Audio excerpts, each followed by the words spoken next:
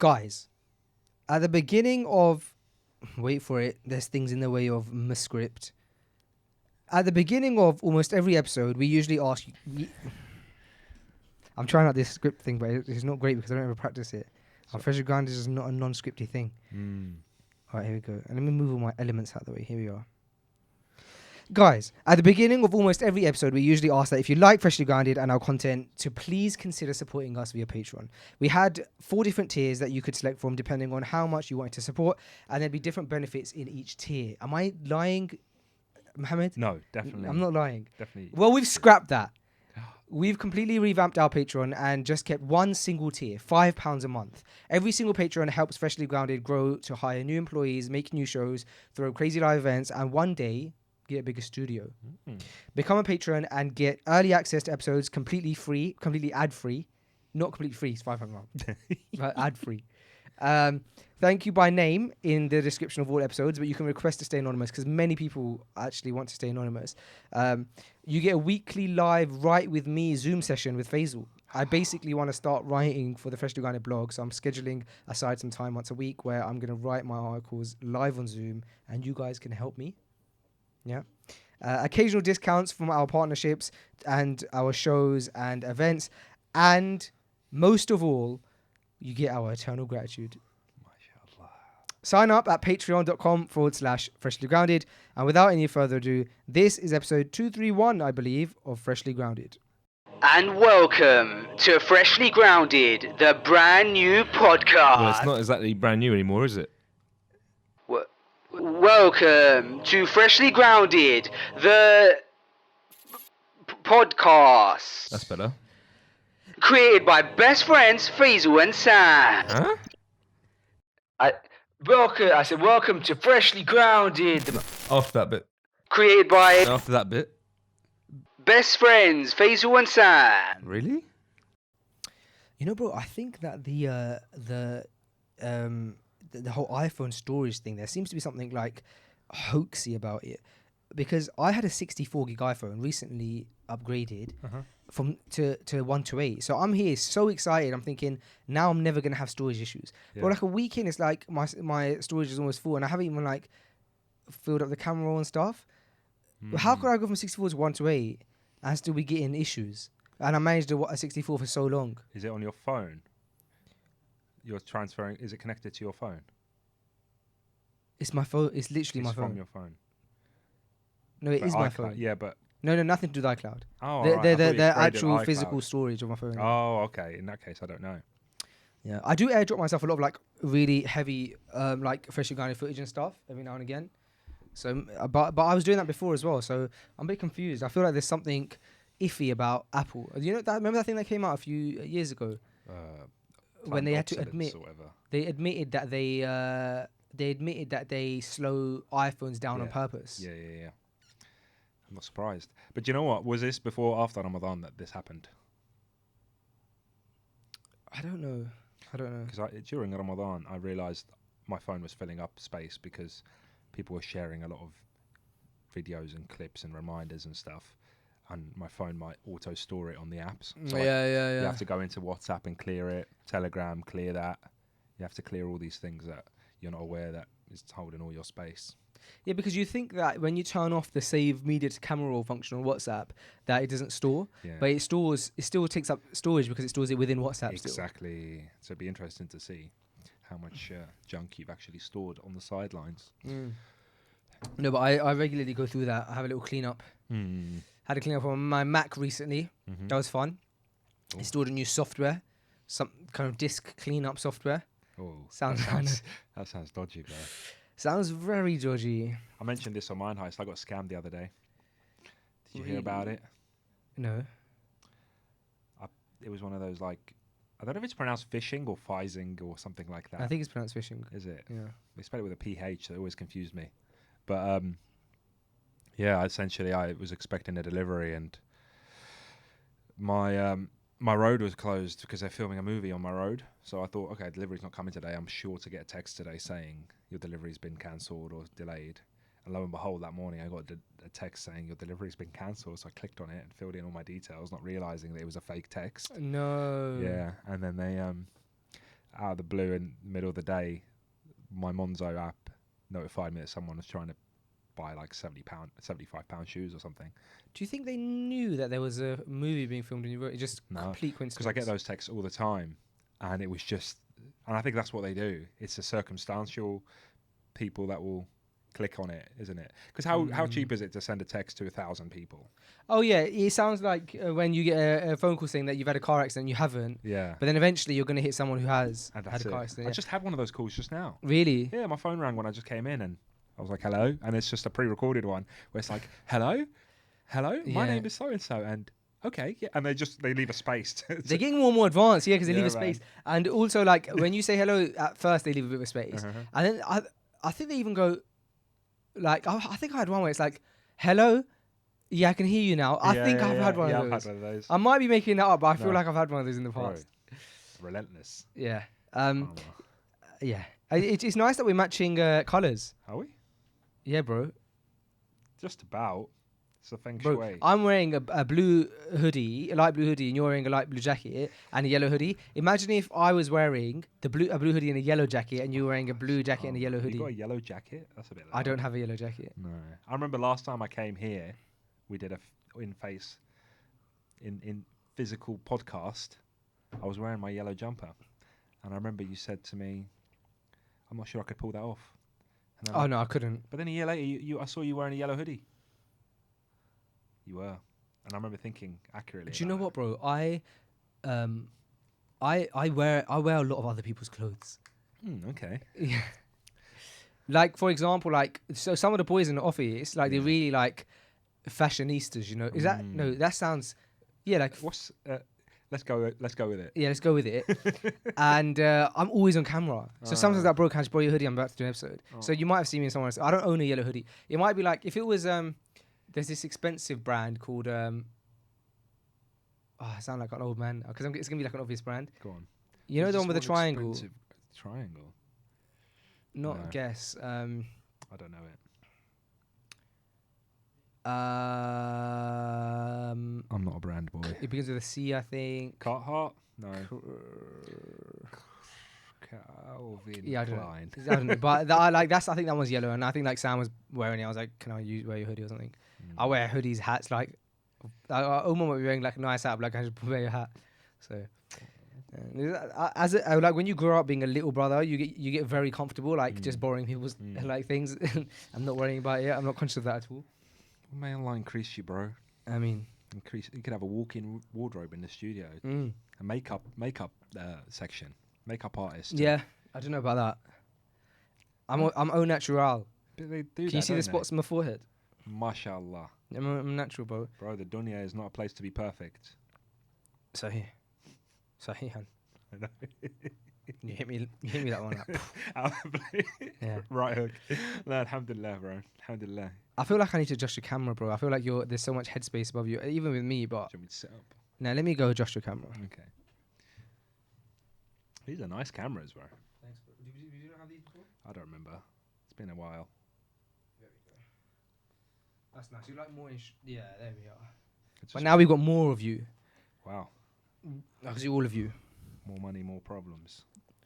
Yeah. Can everybody see that canvas behind you? They can, yeah. What is that? So I this don't is remember seeing it. yes. I literally just put it up just this second. Oh, right. Yeah. I thought I'd do something special. It says Zahra. I think it says Zahra Z maybe, or it's been signed by the artist, but a sister who does art and maybe even calligraphy, but she does that canvas art. She done this for us, bro. And may Allah bless her and honor her, man. I actually want to find. Nadir knows the page, but she's done a few things like in the Islamic world, canvas wise, and I came across one of her works, and then so we were interested in getting something like similar to what she had done. So she done like a football kind of piece before, and I thought like naturally like the current events boys always talking about football and like the football conversations dropping here and then, and we have this like great idea of one day doing like a big freshly grounded football game and stuff. Yeah, So that'd be great. yeah, we inquired about getting this done, and it was amazing because she said that she would like the proceeds of her work goes to charity and stuff like that. So But she ended up actually donating this piece to us. Wow. In the end, yeah. Like right then, she was like, she wanted to donate this to Freshly Grounded. So, yeah, she's completely hand done. Yeah. It's nice, right? You got a solid community, bro. Yeah, it's really, honestly, we're really grateful. And I feel like the least I can do is like shout out her page. I actually think I have the page, actually. Bring it up. Yeah, let me put it up. I do like creative stuff like that. Yeah. Nice way to Here we go. support. Shida Studio. Spell it out. That looks like it's Zahra. It's all right. Spell it out for the. Yeah. So it's SHAIDA Studio. Nice. Maybe it's called Shida Studio and their sister is called Zahra, or she's called Shida. It looks like she's called Shida, bro. To be honest. And you can't read it. And I can't read well, but I guess. Yeah. Oh, that could be an S. Yeah, that's Shida, bro. Yeah. Come on, man. But look at how like on job the logo and stuff is, isn't it? And 17, obviously, the year we were founded. Okay. Yeah. Oh yeah, of course. Yeah, 2017. And this one's 34. This has, like, if you scan that, you could take to episode 34. Yeah. And that's the first episode we did to Tim Humble. I've seen those. Oh, is it? Yeah, that's why I chose that number. That must be quite a impactful episode. It was it meant a lot to me, that episode, because course, like there's a whole story around how he got it, and there was a whole story around like at the time it looked like it wasn't going to happen, and like I was basically having like these issues. Basically, it was all my fault, and I've never explained the story in public or anything, but he was basically extremely helpful, and his character just really showed because he was just so helpful in helping us get that, and for no reason. Like, he didn't even know me at the time. He's left a big impact on you. Oh, he's left a massive impact. Do you know what, bro? I was thinking about this earlier today. I was thinking, you know, when we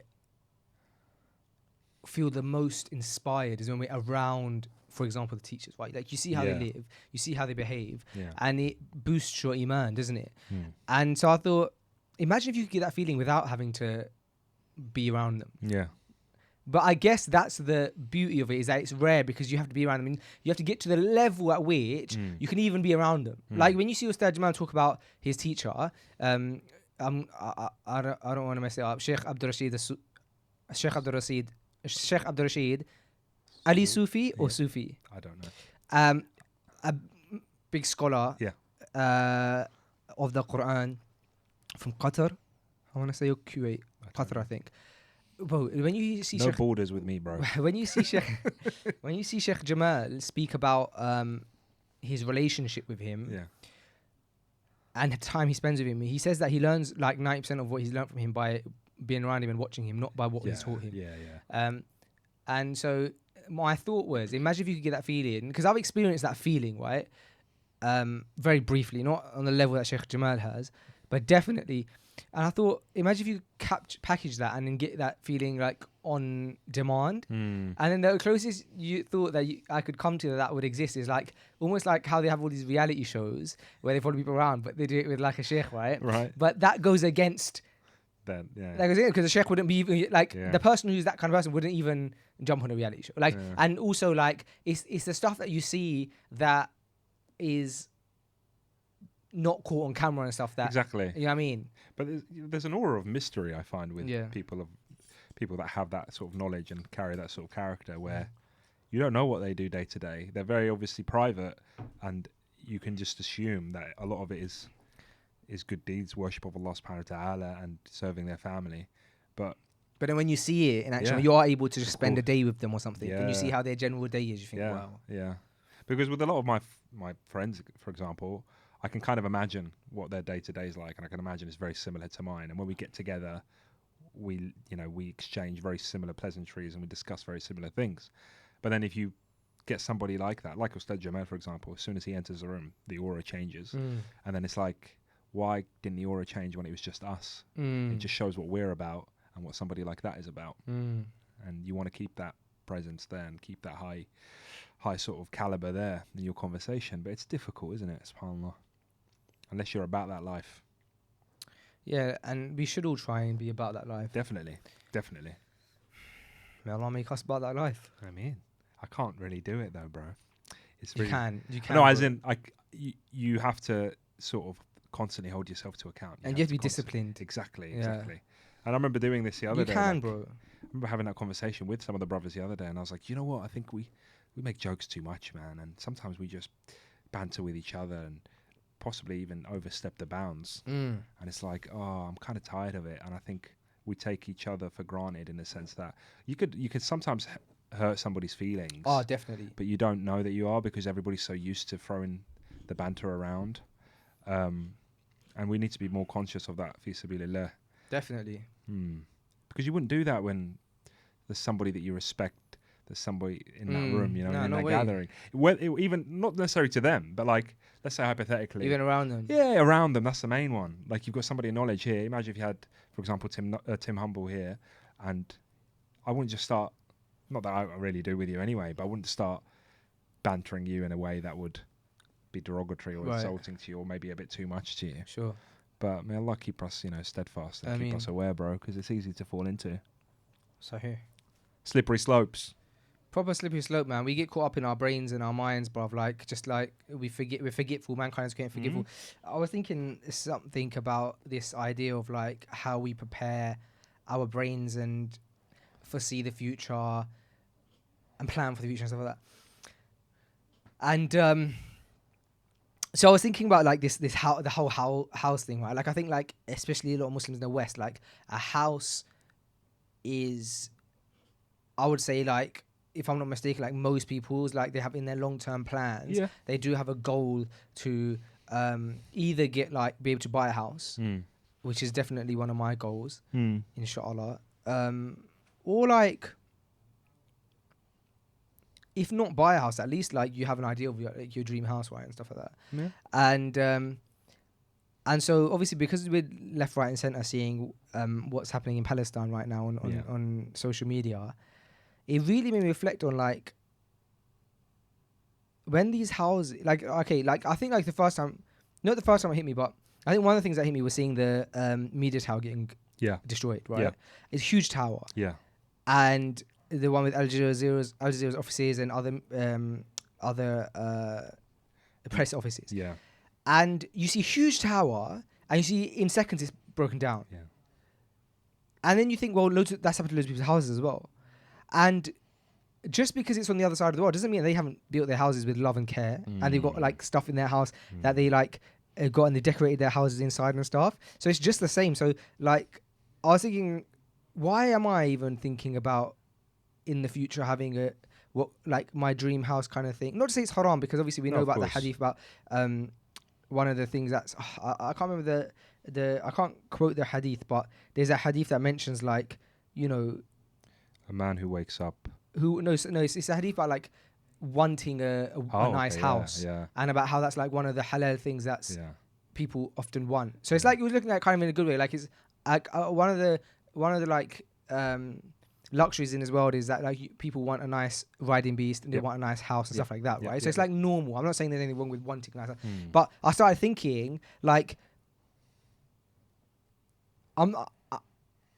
I'm thinking about like this house and like how it would look and stuff like that, and that's what the people, brothers and sisters in Palestine, would have done when they moved into their houses. They would have decorated their houses, Definitely. and like that, it got shattered and it got broken down. And so you can be on this end and very easily, like not empathize with them, because you're not in a situation where bombs are being dropped in your house, and so we have the luxury of even like imagining a house, right? Like.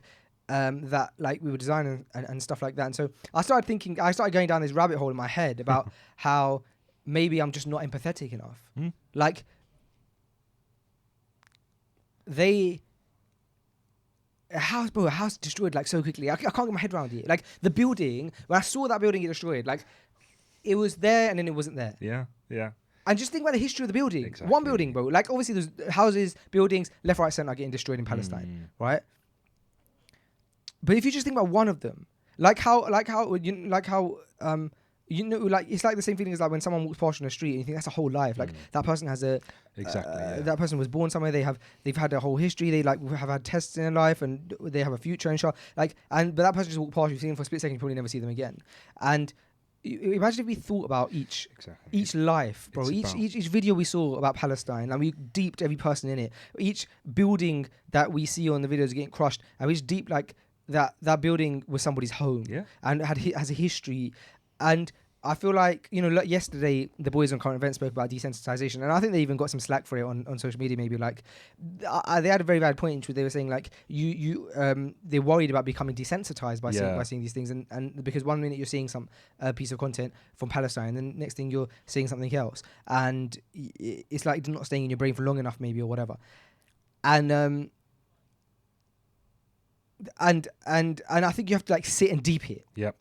You have to sit and deep it. Yep. You have to look at that house. You have to look at that video. You have to look at what's happening, and you have to deep it. Yep. Otherwise, it's very easy to go to like dissociate yourself because it's not nice to watch.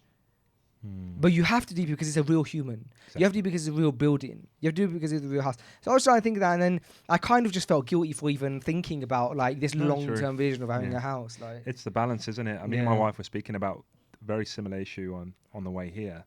How I said, you know what? I said, Alhamdulillah, Allah has answered a lot of my du'as recently, whether that's the financial issues I had, the employment issues I had, the nature of the job I do, and Alhamdulillah, I'm in a very better position now. I get to spend a lot more time with my family. I get to see my family more. These were things that were very important to me the past year or before that. And it made me think how I felt a bit shallow, because I thought these are things that comparatively to the people that are across the world are minor issues I was desperately making dua for, and Allah answered them for me. Okay. But then there's other people across the world that comparatively are going through huge struggles, and maybe Allah is testing them with a bit more than that, and their du'as haven't necessarily been answered straight away. Do you understand? So it could be that there's people in Palestine, for example, that for the past 70 years they've been making du'a for relief, making du'a for freedom, making du'a for the end of the occupation. And Allah, in His own wisdom, is testing them more, trying to see their patience more, expiate their sins more. But for me, it was very much, I made du'a for this thing desperately last year, thing that comparatively is very minor, and the following year it was granted to me. And I was like, you know what does that say about me and my situation? Does that mean I need to be more grateful? Do I need to thank Allah more? And Allah subhanahu wa ta'ala, in Allah's sunnah, so to speak, is that if we are more grateful, then He will increase us.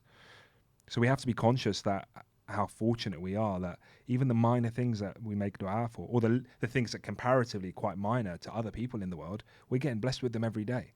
I have, alhamdulillah, I have 2 healthy boys. May Allah preserve them. There's people losing their children. How much have I got that people across the world don't have, or people maybe even next door to me don't have? We just take it for granted, and we're always quick to think about the next thing. Like you just said, I'm in a house now. You're probably in a house now, and you're sitting there imagining your next house, whilst people are losing their first or their only, and maybe the only one they ever get. And it's not that we shouldn't ask for more, because Allah loves it that we ask for more from Him. But it's the key point is the gratitude, because once you've lost that gratitude, then you lose your connection with Allah subhanahu wa ta'ala. You lose that blessing, and maybe that blessing becomes a test for you. And you start thinking like those examples in the Quran where it's like, I built this, I did this was my achievement, and I'm going to continue doing more. Well, 100% is the sense. I last week spoke about the points that the Khatib made in the khutbah last week about Palestine, and there's 1 or 2 points that I watched it back, and I realized that I missed 1 or 2 points that he said, and one of the points was exactly talking about gratefulness. He said that there's a test for us here, is that don't think that you're not being tested with the luxuries that you have. Are you going to be grateful to Allah? And then he started mentioning stuff like praying salah on time and stuff like that. So the point you raise is very valid. How do you feel about do you feel like helpless at the situation? No, because I feel responsible. Yeah. But I have conditioned. I love your tweets, by the way. Barakallah. I feel like you should have more followers on Homberg. I used to. When I read your tweets, I often think like I feel like you're in my head. Like, that's the kind of thing that I was thinking. Like, I'm very passionate about consolidating. I like the challenge of consolidating something that, like we've just discussed, into the most digestible format as possible. Yeah. And I get a kick out of that. Yeah. Something that, we'd have a long conversation. How can I, using the words that are available to us, consolidate that into the most impactful, thought-provoking, perspective-shifting way? I'm not much of a video person, but, Akhi tweet, what is Akhi tweet? It's tweeting, and I used to, I deleted my Twitter a couple of years ago, so I've kind of brought it back now. But I think it was a good time to mature and reflect and think about why we are on these sort of platforms, and we can speak about that till the cows come home. We always do. We always have to reassess our time on social media and stuff. But yeah, with things like this, it's like, it's all about perspective. And going back to the question, do I feel helpless? I don't, I'll be honest, because I internalize, I try to internalize the teachings of Nabi sallallahu alayhi wasallam, the ayat of Allah subhanahu wa ta'ala in the Quran, and these messages that we have that very directly answer the situations that we're in. It's not like this hardship that we're going through as an ummah is exclusive to this time. There have been hardships before, and there's been lessons before that we can learn. And once again, it goes back down to, what is it in your sphere of influence that you can do? What is it that you're doing that could be held to account Yawm al-Qiyamah? And there's little things, bro. I will look at a sin that I've committed or sin that I am committing and say, could it be, or something I'm tempted to do, for example, could it be that in some way, shape or form, butterfly effect, that particular action can somehow lead to somewhere in the world somebody being oppressed in the Muslim ummah, right? Drawing connections, because we are one body. And if this part of the body is sinful, then the effect can be felt somewhere else, or once again on that body. And Allah subhanahu wa ta'ala speaks about it in the Quran. To paraphrase that, I think it's, I'm gonna mess it up, but I think it's like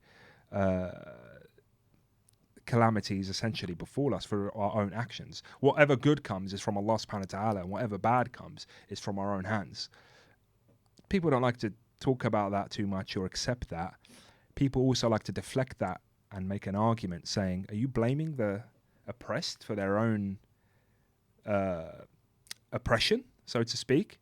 No. I blame myself for their oppression. They maybe are getting expiated. Their sins are being expiated. They're going to a place which is far better than this dunya, bi'idhnillah. But the fact that had to happen is probably because of me and my sins, and us in comfort. We are not grateful. We do not engage in the right sense of gratitude. We take, we cheat, we steal, we backbite, we do all of these things that ultimately are very weak and shallow, but also there's obligations that we completely neglect as well. There's Sahaba and people of the past, for example, they used to fulfill all their obligations, but for a sin, they would have been disgraced. But for us, there's obligations we don't do, let alone the sins that we do on top of disregarding our obligations. So imagine the effect that has on the ummah, and the disunity it creates, and the oppression it creates. But yeah, my sphere of influence is to better myself. And to better myself, alhamdulillah, we're both family men. It betters my family. And to better my family, it could better the people that they're connected with. If my son, for example, grows up and is very good and very well mannered and knows how to present himself and knows how to give the da'wah of this religion, it can affect the people that he goes to school with. My wife, it can affect her friends. Her friends can affect their family. The butterfly effect can't be, it can't be underestimated. But ultimately, I don't like to feel hopeless, because Allah subhanahu wa ta'ala has told us what to do. And we say it again and again like a broken record. Situation of people doesn't change unless they change themselves. And we can keep saying that forever, because it's there, concrete in the Quran subhanahu wa ta'ala. Allah subhanahu wa ta'ala says it to us. Do you think like that, or do you feel like you're guilty? You're hopeless. Do you feel that way? I don't know. I definitely don't feel hopeless. I always feel hopeful in Allah. But do you feel useless then? Useless. That I could get with that. I'd hope that I don't feel useless, but I would say that maybe I try and think of it like, what would Allah want? You know what I mean? Yeah. Because it's so much. Because you're right. Like we have to understand that Allah is in control of all things, and so we have to take it back to that. Yeah. And so I think like one of the things I did is I watched this lecture about forbidding the evil and enjoying the good and forbidding the evil, and it was talking about like often that hadith that talks about like if you see a situation that's like this situation, to change it, right? And the levels and the fact that there's like change with your hand, and if not change it, like speak up against it, and if not hate it in your heart. But he was saying that you can't always hate everything in your heart. Like you know, there's times to speak up, and so there was that. So there's like I feel like I don't think I feel useless, because I think speaking about it's important. Of course.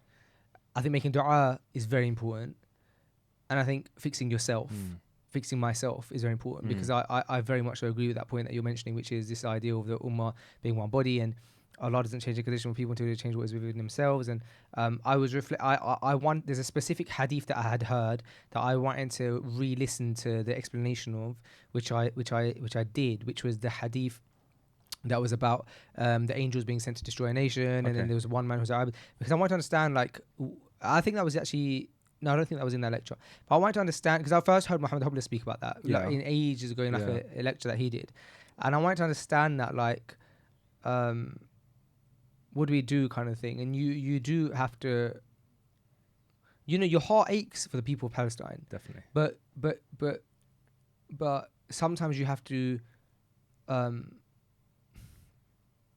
show that it aches, not because you want people to see that it aches, but because you have to show that this is something you care about, because you have to speak up against it. And so no, I don't feel useless, but I feel like I could be doing more. I always feel like I could be doing more. No, definitely. Especially like dua, like you said, the dua, bro. Like you gave a perfect example. Like you make so much when you about something for yourself. You make so much dua, and then that's the amount of emotion you're meant to have more for the brothers and sisters, and also. I think we like avoid like the little thing, like you said about like us fixing ourselves. I think there's an element of us fixing ourselves that's important, which is about I mentioned it last week about fixing our character, because there's fixing ourselves. Like we have so far to go with fixing ourselves. It's not even just the obligations, bro. Like it's you know how they say like knowledge is like an endless sea. It's like that. Like perfecting your character is like that, and we have to have a good character. So we have to have like good assumptions of each other, make excuses for each other. We have to understand like general principles in Islam, right? Like, and I feel like all these things I have to learn, like, right? Like you know, the more like pious people that you meet, the softer they are. Yeah. Like how when you first was passionate about the religion, I know this was like for me. It was like this for me, where you almost like shouting at your family for everything, and then you see someone like it's something that there's a clear difference of opinion on. You're shouting at them for, and then when you like grow older and you speak to people, like when we spoke to Mufti Munir, and he said, well, in our podcast, that if I went to McDonald's, I believe this was him, so I don't want to misquote, but like someone asked a question about like the meat of the land and stuff like that. If there's a difference of opinion on it, if I go to McDonald's with my friend and he's eating a beef burger, I can't be rough and tough with him. Yeah. There's a difference of opinion. So I feel like these general principles about not being rough and tough if there's a difference of opinion and all these different things, I don't want to get into it too much, because I'm definitely not a person of knowledge, and I don't want to, I'm very conscious of making a mistake that thousands of people hear and then I end up having to be accountable for it. But I feel like there's many principles that I have yet to learn about character, bro. Like, okay, like you said, the joking thing. But as much as that might be something that's so small in the grand scheme of things, it's not because it builds your characters. It's what you're known as, keeping an amana, keeping is so important. Upholding great character, like but not filling yourself up with food to the point where there's a hadith that talks about not filling yourself up to the point where you like sitting back because you're so full. Yeah. Not yawning with your mouth open. You know what I mean? Like these guys, the Sahaba, when they used to ask questions, they never asked questions that were their questions were all very intelligent. Yeah. They wouldn't ask questions like, for example, if like Extreme this happened, hypotheticals. mad hypotheticals. Yeah. But so all of these little things, I'm just saying, like I feel like I have such a long way to go to perfect my character, how you behave in certain situations. But honoring the parents, like I that's what I feel like so guilty of. You know what I mean? But Yeah. like one of the best deeds you could do is honor your parents. And I think you know what though, the issue that people have when they hear this stuff, all right, because you might get this in the comments, other brothers get it when they share similar reminders, is that people look at this through a logical lens, and they'll say, people are dying right now. What do you mean perfect your character? Like, we need to do something now, right? And they don't realize that Allah subhanahu wa ta'ala says, like we just said again, Allah doesn't change the condition of a people unless they change themselves. It doesn't say people won't change their own condition unless they change themselves, or communities won't change the condition of themselves unless they change the individual, right? It's Allah makes that decision. Allah will look at the individual who's changing themselves and then change the community based on that. Okay, it's Allah subhanahu wa ta'ala that changes it. In the same way that you don't look at Allah subhanahu wa ta'ala splitting the sea for Musa alayhi salam and saying, oh, I don't see the logical sort of path to that. Why has that happened? No, because Allah can perform any sort of quote unquote miracle that He wants to. Okay, so it's about doing what Allah subhanahu wa ta'ala says in that situation and leaving the rest to Allah. So you're not going to be held to account because you couldn't save a individual life directly in Palestine. You haven't got the capabilities. You haven't got that in front of you to make that decision. However, what can you do? You can do what Allah subhanahu wa ta'ala says and leave that with Allah, because Allah will facilitate that savior, or Allah will facilitate that guidance or that betterment of that community or country or nation or ummah at large. It's about doing that and visualizing that Allah subhanahu wa ta'ala is the one who's capable of anything. As long as we do what He tells us to do, He will favor us and raise us up. But we do that a lot. We see it through a logical sort of 1 + 1 = 2. If people want to, I'm not dismissing people that want to do physical interventions, who have the capability to do so. no, it's important, and also like donating to charities that are currently providing aid to Palestine. 100%. Yeah. I agree with you what you're saying in that saying one thing does not mean that you're saying that. Does that not mean that you're dismissing the other? Like, if you, for example, was to say we need to make dua, it doesn't mean we don't do we don't give charity. We don't give to. If you flip it on its head, right? Imagine if we just sat here and only spoke about the logical things to do. Write to your MP, protest whether you agree with that or not. What's the word? Give the charity, okay? Any physical intervention you can do. And then we just left off all the spiritual things that Allah subhanahu wa ta'ala clearly highlights to us in the Quran with regards to this matter. Then imagine how long would our intervention last? You need to think long term with these things. We're trying to think about things that will raise this ummah up so this wouldn't happen again, And it's actually through our deterioration and our spiritual deterioration as an ummah that the enemies of Allah, the enemies of Islam, have found our weak spots and have capitalized on them. They find gaps where they can divide us, so they divide us. They find gaps where we're tempted to sin, so they increase us in that temptation. If you have a community of people or Muslims that have a temptation for drink, then what easy way to divide them by pumping that community with alcohol and that sort of temptation. Yeah, you're right. And at the same time, we shouldn't belittle the evil nature of those doing this oppression. Yeah, no doubt. You know what I mean? No, but and I know you're not. I know you're not. No, of course. But I'm saying, like, it's like giving. That's what's beautiful about it. It's like such a wide approach to it. Like, and everything is. Everything has its like situation. Like, you're not saying that. Just because you're saying, for example, that. I need to be better. I need to be a better Muslim, and that will inshallah help the ummah. Yeah. That doesn't mean that you're not saying that these people who are doing the oppression are not evil. They are evil. Of course. It's complete evil that's happening. Of course. Yeah, man. It's a rabbit hole, bro, because and having these discussions are never ending, which is great about them. But like, how many times have we had these discussions in our private homes, right? Like with our families and stuff. When you're talking, one thing I would love to have on Freshly Grounded actually is it like a historian who can like really go over the history of Palestine. Like, of got a few in my mind right now. Really? Yeah, Yeah, we'll chat after. inshallah. But it'd be nice to talk about the history from like a history perspective, like the history of Palestine. And you see these great accounts giving the history of Palestine on Instagram. Yeah. But deep diving into that would be really cool. No, definitely. Ultimately, bro, like going back to sort of just to touch on that enemies, aspect and the evil of them it's about our strength as a unified sort of blockade to that, isn't it? You ever heard of that matchstick analogy where people they'll grab a matchstick on its own and you can break it very easily. But grab 20 matchsticks, 30 matchsticks, 40 matchsticks together and you just can't snap them. I've not heard that analogy. No. But you can imagine the physics behind that. I guess. Yeah. It's about that unity, and it's about being unified upon, the right thing that Allah subhanahu wa ta'ala wants us to be unified on. Bro, like, amidst this conflict, I don't like the word conflict, but amidst this fitna that's going on with Palestine, I've seen Muslims arguing over who's doing more.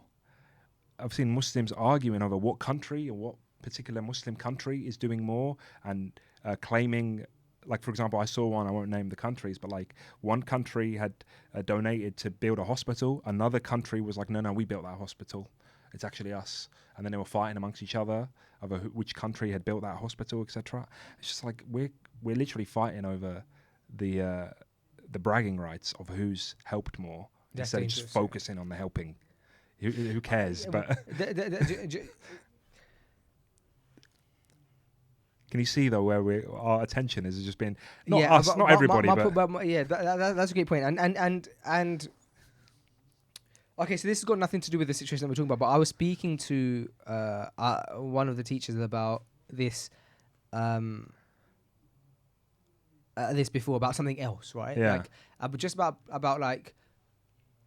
like you said, kind of like bragging rights, but about and I have to make this clear that I'm not talking about the I'm not talking about specifically the Palestine issue. I'm just talking about like generally. I had a conversation like months ago with one of the teachers about. I think like I must have like just like received like a bad comment somewhere, right, and like it affected me a bit. And I said that like, oh, for some reason this comment affected me. And he said something amazing. He said that you have to concern yourself with Allah and not concern yourself with... You have to concern yourself with like your relationship with Allah and that you're pleasing Allah and not that you're trying to please the people because you can't ever please everyone. And he said that even Allah... This is powerful to me, bro. He goes, even Allah didn't excuse that for himself.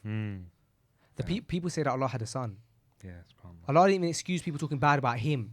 So people are going to talk bad about you, bro. Yeah. But so then what's the if it's guaranteed that people are going to talk bad about you anyway, right? Like let's say for example you start a new business, bro. Yeah. And everyone's like, oh, bro, I don't know about Muhammad. Like Muhammad's in his business, but I don't know about like his intentions. Yeah. But you're like, what? Like, bro, I'm just starting a business. Allow me. Yeah. But if you're gonna say, but imagine if now you start this business and you think, oh, my man might say maybe Muhammad's not sincere, so I'm gonna do it this way. But now this brother's like, oh, Muhammad is not doing it right. So like, all right, let me do it right this way. And then this brother, you can't. So you might as well go. All right, how do I please Allah? And then that's it, bro. Yeah. Because the Prophet sallallahu alaihi wasallam, people would speak bad about him. Sallallahu alaihi wasallam. People would speak bad. People still to this day, like there's religions that like associate more than one. They associate partners with Allah. So that was an amazing piece of advice I had because it's like you can't win that battle. It's a solution though, isn't it, to every single problem that you can ever face is that focus on Allah subhanahu wa ta'ala. Focus on anything, bro. Somebody said this to me the other day and I speak about it to my wife all the time. We always default back to that. We say that, you disagree on something, I disagree on something. Let's see what Allah subhanahu wa ta'ala wants. In the heat of an argument, I could come to my wife and say, okay, what does Allah want in this situation? Forget what I want. That's forget amazing what you way want. you're thinking, man. And, in that heat of the moment, it will silence us because we'll have to ponder over it. Let's really think deeply. What would Allah want in this situation? And then the truth comes out because then we realize actually what we need to do. And any issue you have, any sort of disagreement you have, like just now, you felt that particular feeling. You felt that particular hurt because somebody made that comment. Should I change? Should I do? Now, what do Allah want in that situation? Constantly. And that's why it's a foundation. It's unshaken ground. You can stand firmly on the ground of what Allah subhanahu wa ta'ala wants for you, and you will be unmoved, and you can just keep going instead of pleasing the people constantly. And it makes you be sincere, because you think, I can't trick Allah. So you think, if I'm gonna tread the path of trying to only please Allah, like, I have to understand that He knows what's in my heart, so I can't trick Him. So yeah, it's powerful, bro. Even what you said about that, it helps make decisions, because I'm quite an indecisive person. I've been very public about it. Yeah. And I think that it helps with that as well, because you're trying to make a decision and it might be really menial, but then if you do think to yourself, what would Allah want from me, it does become easier. And it can be really menial decision. Like, I always give the example that I'm so indecisive that, like, when I was younger, like, bro, I'd like order something. I always give the example. I'd order something at Nando's, and then I'm like, oh no, actually I want chips. And I'm like, no, I want spicy rice. No, I want chips. And like 3 times I tell the waiter or the waitress like a different thing, and, and even if you look at that situation, 'cause that's so menial, but like if you look at that situation with the lens of what would Allah want, well, Allah wouldn't want me to like make a fool out of myself. Okay, that's true, isn't it? Yeah. And that in itself will be enough for me to just stick to my decision. Yeah. I said chips, I'm gonna stick to it. We are people of like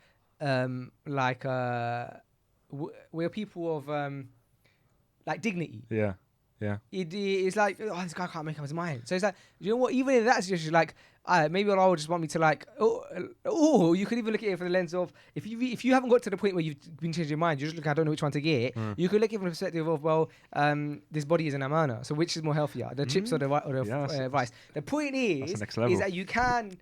Yeah, there's definitely ways. It can help you make decisions even on the menial tasks. You could always.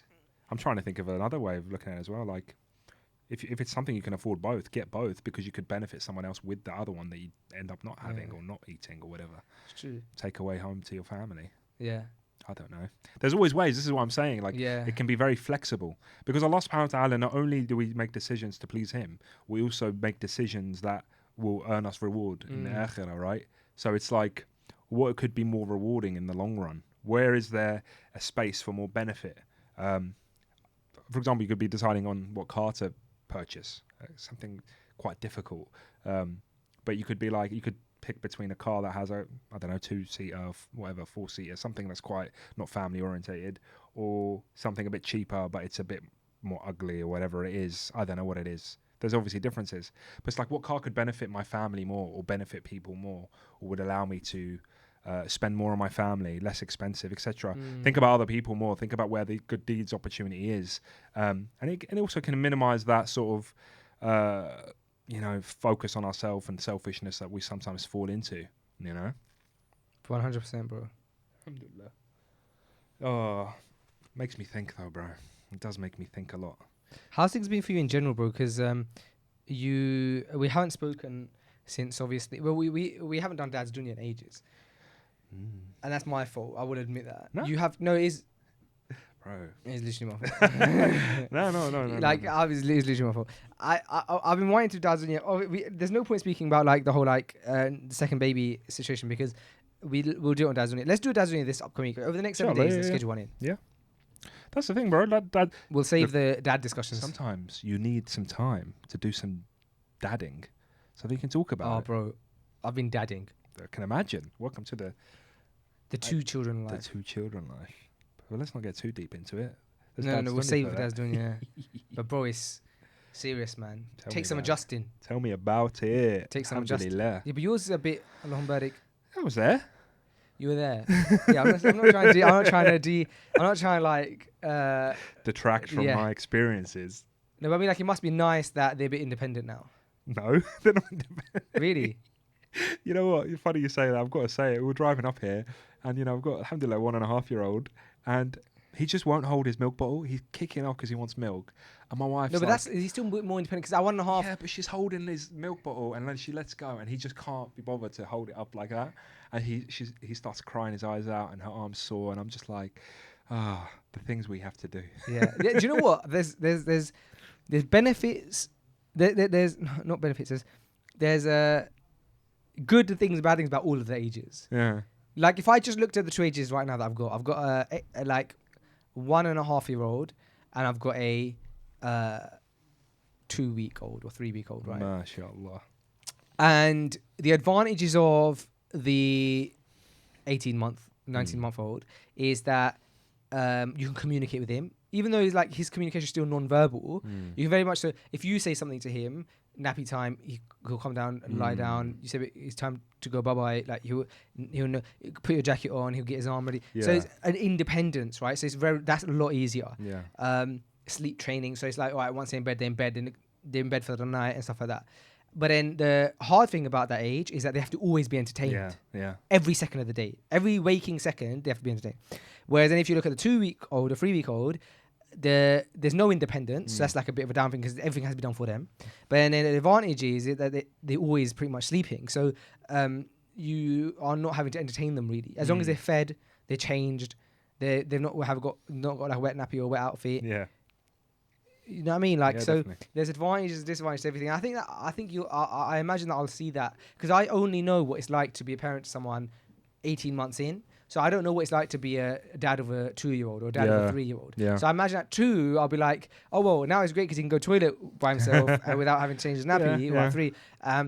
But like the disadvantage is that whatever, like I'm sure they're going to need even more, like they become more expensive or something. I don't know, because you have to now buy uniforms and stuff. Oh, I'm just, wallahi, I just want to be as grateful as I possibly can. Yeah. That's ultimately it. Another thing is like my uncle went to see him recently with my son, and he comes up to me and he goes, do you know there's so many little things that he does that's exactly like you did when you were younger. Like little facial expressions, the way he says something, the way he, you know what I mean? And you wouldn't necessarily know that or notice that. But he was like, yeah, he's like straight away exactly like you. And it's just fascinating. I think the whole thing about human beings and how Allah subhanahu wa ta'ala has made us and how he's blessed us with children and the framework of, having children and watching them grow and then one day having to say goodbye to them, etc. When they move on with their own lives. I just find that whole fascinating. It's such a deep, a deep sort of relationship and a deep experience that you need to ponder over and really thank Allah for.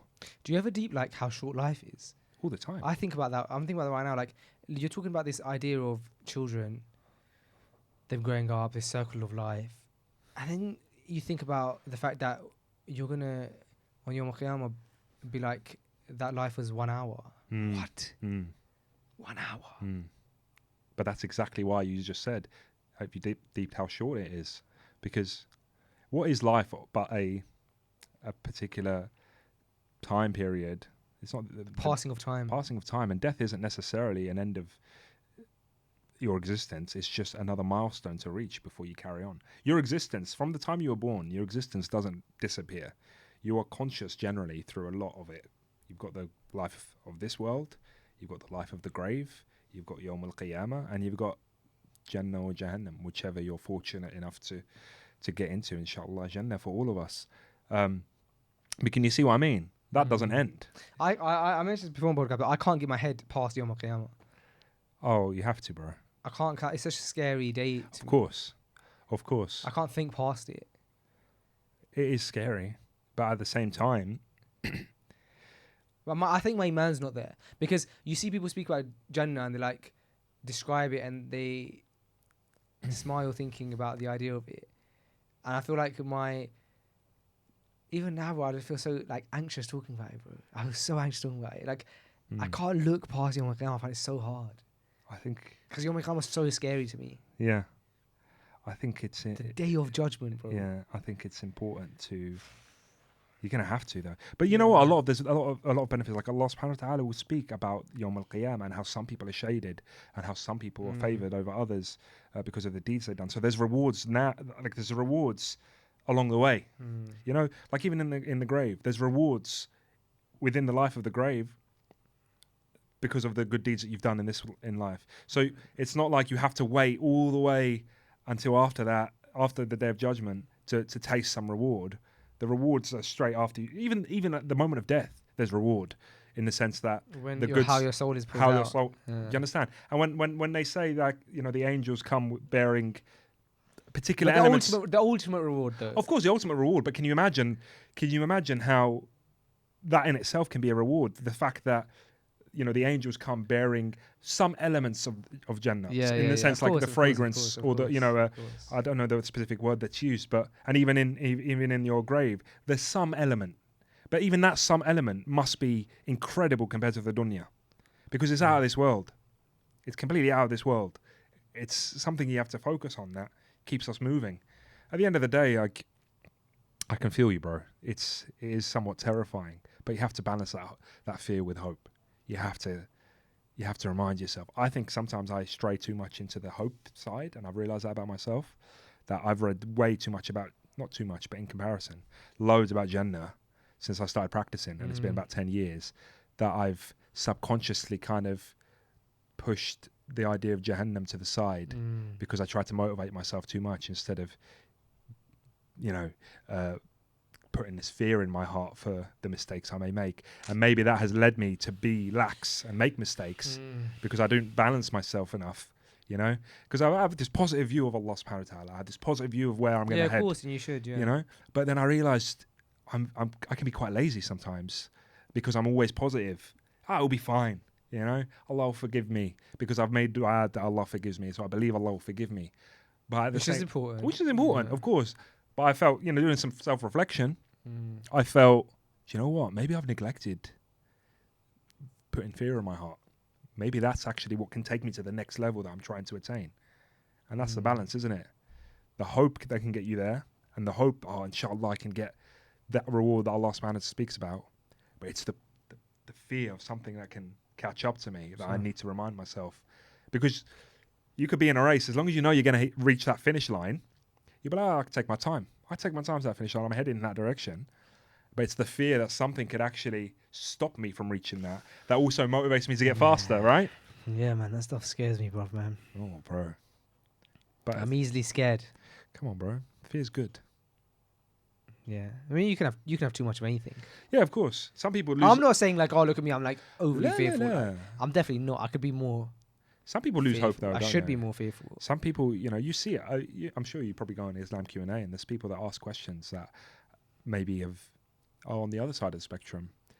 The thoughts of Jahannam, the thoughts of the Day of Judgment, the horrors that are obviously described to us, can what's the word?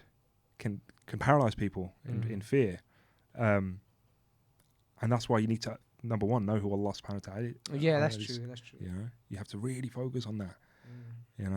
Really focus on the mercy of Allah and be sincere in your tawbah and be sincere in your actions and your deeds. It's okay.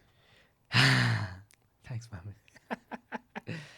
After a great almost 1 hour, thank you so much for joining me. Thanks for matching me with the garments. It was unplanned, unpredicted, but very much so matched. Alhamdulillah. I'm having a bad hair day. And thanks. Anytime, bro. Let's do Dad's Dunya soon. Yeah, let's do it. We could have done it here instead of this, but we needed an episode. No, it's good. Alhamdulillah. Dad's Dunya. Where can you catch Dad's Dunya? Is it somewhere else or is it? It's on the Freshly Grounded channel. Yeah. There's a playlist for it, and it's a live stream chat where Mohammed and I speak about dad life. Yeah, and any other parents that are in the chat can also speak 'cause to it's us about live, their so you experiences. can speak to us live, yeah. Yeah, definitely. I think that's the best way forward. Yeah, I like the live streams. Like current events, always live. Dad's Doing It, always live. It's just nice doing live stuff. Apart from that one time where we got inundated by, I don't know what happened there. I know, it was like the EDL or something. I was like panicking, man. They were not fans. Yeah, I know. No, we got moderators now. Alhamdulillah. Right, guys. Thanks so much for listening, for watching. Jazakallahu khair. Assalamu alaikum wa rahmatullahi wa barakatuh.